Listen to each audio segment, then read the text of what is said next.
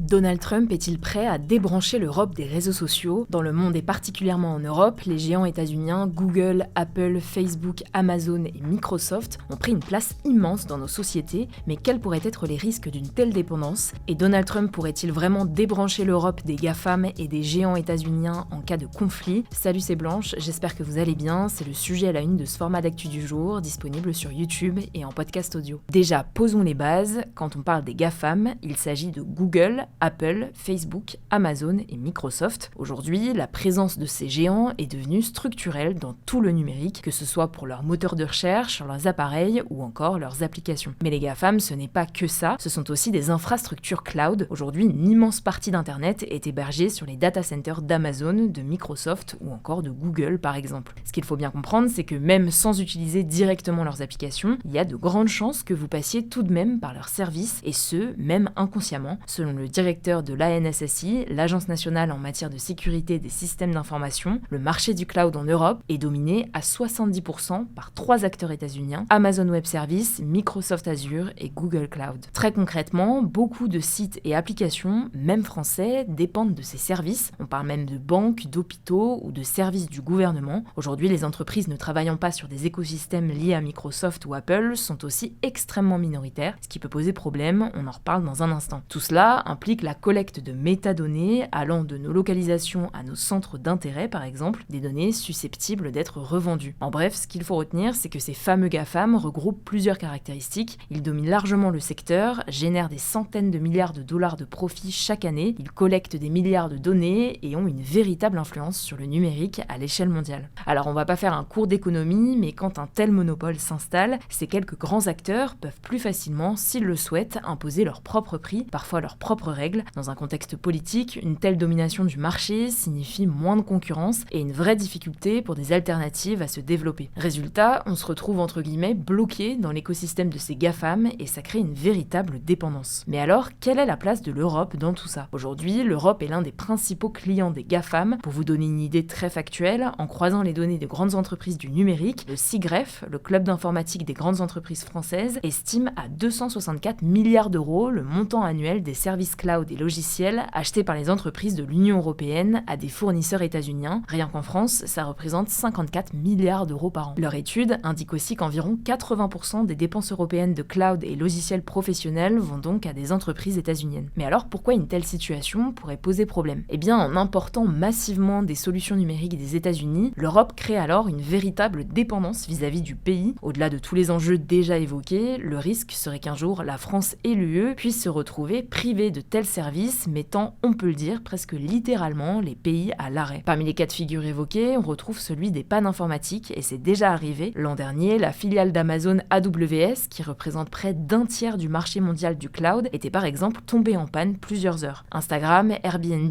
des services de streaming, des banques en ligne et plus globalement, une partie de l'internet mondial ont été bloqués ou ralentis, ce qui représente des pertes économiques et des inconvénients directs dans la vie de tous les jours. L'autre cas évoqué, plus théorique mais de plus en plus préoccupant, des responsables et experts européens craignent que Donald Trump puisse être tenté d'utiliser cette dépendance comme levier en cas de désaccord politique majeur avec l'UE. Trump pourrait par exemple, comme moyen de pression ou de chantage, demander aux GAFAM de restreindre l'accès de l'UE à leurs services, voire les bloquer complètement, ce qui aurait un impact considérable pour l'Europe. Attention cependant, une telle méthode serait assez risquée à mettre en place, ça pourrait faire perdre des sommes colossales aux GAFAM, et comme pour les taxes sur les droits de douane, l'UE pourrait aussi répliquer avec des sanctions, taxes et restrictions sur les marchés européens. Malgré tout, et même si l'Europe n'est pas totalement sans défense, une telle dépendance représente aujourd'hui un véritable risque pour la souveraineté européenne. Mais pour autant, ce type de sanctions à l'échelle plus ciblée existe déjà. Aujourd'hui, plusieurs magistrats de la Cour pénale internationale, qui est chargée de juger les personnes accusées des crimes les plus graves, ont par exemple été placés sous sanction par l'administration Trump après avoir émis des mandats d'arrêt visant des responsables israéliens, dont le Premier ministre Benjamin Netanyahou. Ce dernier est accusé de crimes de guerre et de crimes contre l'humanité pour son rôle dans la destruction de la bande de Gaza. Très concrètement, le juge français Nicolas Guillou a par exemple interdiction de se rendre sur le territoire américain, mais les sanctions interdisent aussi à toute personne ou toute entreprise états-unienne, ainsi que leurs filiales à l'étranger, de lui fournir des services. Ce que ça signifie, c'est qu'aujourd'hui, il ne peut plus utiliser de carte Visa ou Mastercard, des systèmes américains qui ont un quasi-monopole en Europe. Tous ces comptes auprès d'entreprises américaines comme Amazon, Airbnb,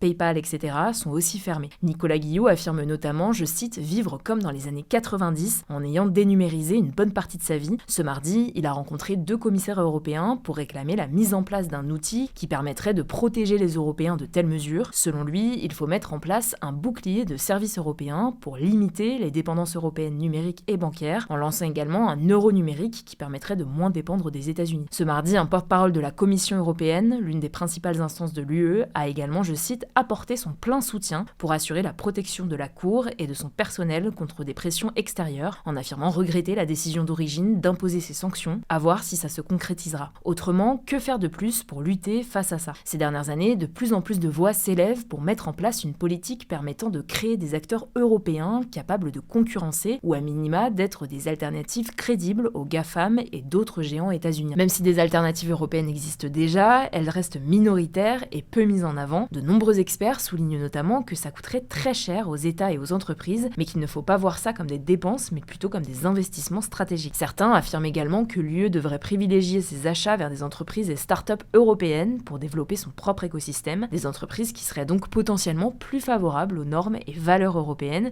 et qui pourraient donc par exemple aujourd'hui être plus facilement régulées. Cet enjeu se retrouve aujourd'hui également avec la montée de l'intelligence artificielle où la question de la souveraineté et du contrôle des technologies devient cruciale. Alors c'est un sujet très large dont on aura sûrement l'occasion de reparler. Je vous mets des liens en description si vous voulez en savoir plus et je vous laisse avec Léa pour le reste de l'actualité importante du jour. Merci Blanche et bonjour à tous. On commence avec cette actu qui concerne l'affaire Epstein. 2 enquêtes cadres ont été ouvertes en France par le parquet de Paris. Il y aura un premier volet sur les infractions à connotation sexuelle qui concerne notamment les violences sexuelles et la traite des êtres humains. Et un second volet économique et financier qui étudiera plutôt les éventuelles fraudes ou blanchiment d'argent. Alors on en parle régulièrement sur la chaîne. Jeffrey Epstein, c'était un financier américain très influent qui a dirigé pendant des années un réseau d'exploitation sexuelle de jeunes filles mineures. Il a été retrouvé mort en prison en 2019 avant d'être jugé. Et donc ces enquêtes françaises dites cadres, elles serviront de structure pour d'abord collecter et analyser ces documents, notamment grâce au soutien de l'Office anti-cybercriminalité et à l'utilisation d'outils d'IA. Elles permettront aussi de recevoir les plaintes ou témoignages et ensuite, si nécessaire, d'ouvrir des enquêtes plus ciblées sur des personnes ou des faits précis. La procureure de Paris a d'ailleurs appelé ce mercredi toutes les victimes françaises potentielles de cette affaire à se manifester. Pour le moment, on en a déjà parlé également sur cette chaîne, mais les noms de l'ancien ministre de la Culture Jack Lang et du diplomate Fabrice Hédan ont été cités. Le recruteur de mannequins Daniel Siad, évoqué dans le dossier comme un possible rabatteur pour Jeffrey Epstein, pourrait également être entendu. Deuxième actu, 2 nouvelles personnes ont été placées en garde à vue ce mercredi dans le cadre de l'enquête sur la mort du militant nationaliste Quentin Derenque en marge d'une conférence de l'eurodéputée LFI Rima Hassan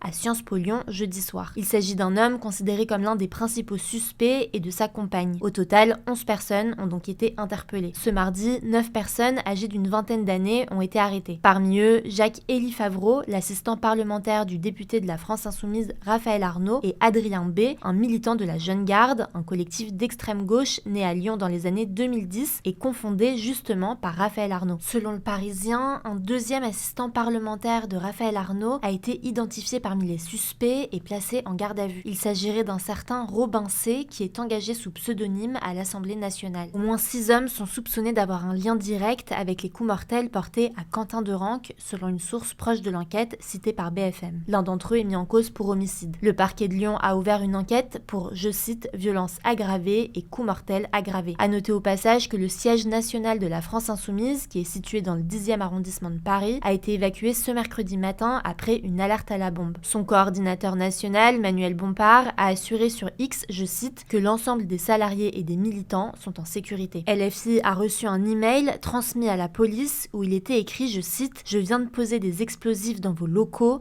je vais tuer tous les crouilles, les gauchistes et autres nègres », selon les informations de plusieurs médias. Troisième actu, une nouvelle tempête nommée Pedro va traverser la France dès ce mercredi soir et jusqu'à jeudi. Elle devrait amener des vents forts, des pluies abondantes, de fortes vagues sur l'Atlantique et même d'importantes chutes de neige en montagne, selon la chaîne météo. La chaîne a appelé à la vigilance lors du passage de cette tempête car les sols sont actuellement saturés par les pluies de ces derniers jours et des inondations touchent encore une bonne partie de la France, notamment dans le sud-ouest. La tempête Pedro pourrait donc provoquer une aggravation de ces inondations. Ce mercredi, 4 départements étaient placés en vigilance rouge, crue et pluie inondation. Il s'agit du Maine-et-Loire, de la Charente-Maritime, de la Gironde et du Lot-et-Garonne. 13 autres départements de l'Ouest restent également en vigilance orange. À noter que certains foyers en Gironde ou en Dordogne étaient encore privés d'électricité ce mercredi matin suite au passage de la tempête Nils. Quatrième actu, plus de 80 États membres des Nations Unies, dont la France, ont fermement condamné ce mardi la volonté d'Israël d'étendre, je cite,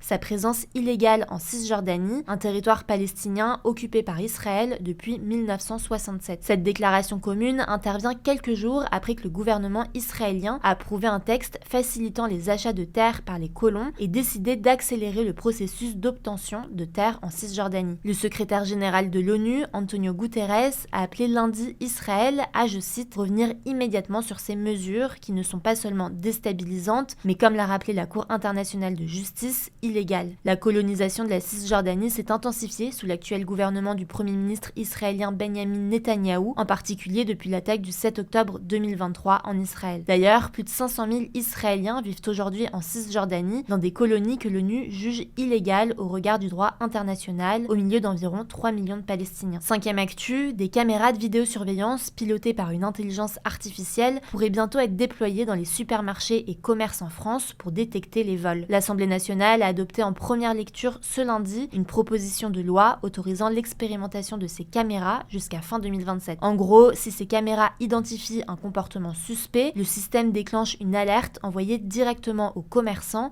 qui peut ensuite choisir d'intervenir ou non. Ce dispositif, qui n'est actuellement pas autorisé, serait déjà utilisé par environ 2000 à 3000 commerces, selon le député Renaissance Paul Midi, qui est à l'origine du texte. Des caméras de ce type avaient notamment été expérimentées sur la voie publique lors des Jeux Olympiques et Paralympiques de Paris 2024, avec des résultats mitigés selon un rapport parlementaire. À noter que ce texte doit encore être examiné par le Sénat avant d'être définitivement adopté. Mais il est dans sa forme actuelle très critiqué par certains députés de gauche qui ont souligné des inquiétudes sur les libertés publiques. Le député socialiste Hervé Solignac a notamment dénoncé, je cite, une dérive extrêmement préoccupante. Sixième actu, c'est une bonne nouvelle sportive. La France a battu son record de médailles aux Jeux Olympiques d'hiver à Milan-Cortina, en Italie. Elle en comptabilise désormais 17, dont 6 en or. Jusqu'ici, le record était de 15 médailles obtenues à Sochi en Russie en 2014, puis égalé à Pyeongchang en Corée du Sud en 2018. Parmi les moments forts de cette édition, on peut citer le titre de Julia Simon sur l'individuel de biathlon, le relais mixte en or avec Simon, Perrault, Fillon-Maillet et Jean Monod, ou encore la nouvelle médaille d'or de Guillaume Cizeron et Laurence Fournier-Baudry en danse sur glace. Mais les Jeux ne sont pas finis et se poursuivent encore jusqu'au 22 février. La France pourrait donc encore améliorer son record. À noter que ce record était d'ailleurs plus ou moins attendu en raison du nombre d'épreuves qui a augmenté cette année, ce qui offre donc logiquement plus d'opportunités de médailles. Si jamais vous voulez plus d'infos sur l'actualité sportive, on a un compte Instagram dédié, c'est hugodécrypte.sport. Et enfin, je voulais en profiter pour souhaiter un bon ramadan et un bon carême à tous les musulmans et chrétiens qui nous regardent, puisque les deux ont commencé ce mercredi. Le ramadan, c'est le 9e mois du calendrier musulman, durant lequel les musulmans jeûnent chaque jour du lever au coucher du soleil, en souvenir de la révélation du Coran. Le carême, lui, est pour les chrétiens une période d'environ 40 jours avant Pâques, consacrée à la préparation spirituelle, avec plus de prières, de jeûnes et de gestes de partage. Merci Léa pour ces actualités et merci à vous d'avoir suivi ce format aujourd'hui. Je crois que j'ai tout dit. Prenez soin de vous, prenez soin de vos proches et je vous dis à plus tard.